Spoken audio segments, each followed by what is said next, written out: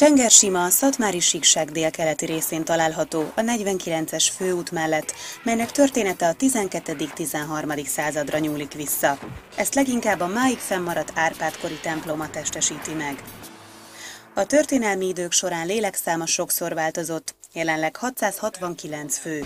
Ez a kis bemutatkozás a közelmúlt eseményeire tekint vissza. Az 1970-es árvizet követően a település lélekszáma az átköltöző nagygéci lakosokkal növekedett.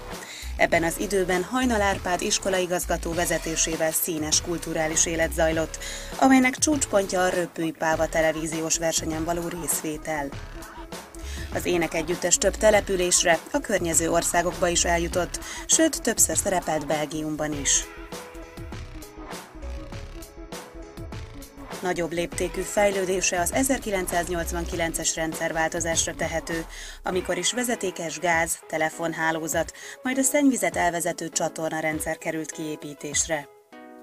A 2000-es években a különböző pályázati rendszerek segítségével elindult a középületek fejlesztése, így korszerű iskola, orvosi rendelő, öregek nappali otthona, szolgálati bérlakások, állatsimogató élménypark, valamint mezőgazdasági termékek árusítására szolgáló korszerű piac épült.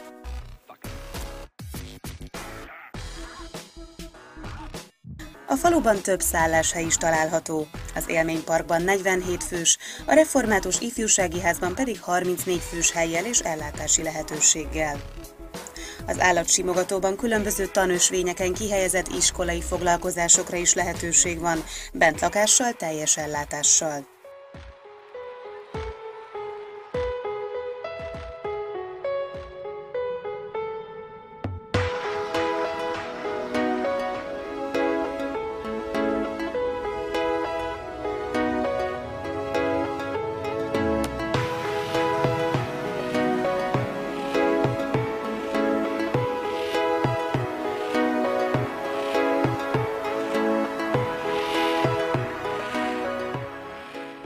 A községben horgásztó is található a csendes sport szerelmeseinek. Csengersima évente 4-5 kulturális eseményt szervez, ezek gyermek- és családi napok, valamint bálok.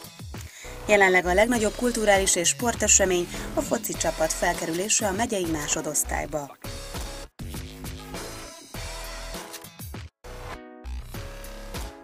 Minden érdeklődőt várunk kulturális rendezvényeinken és szálláshelyeinken, valamint korszerű szabadidőparkunkban.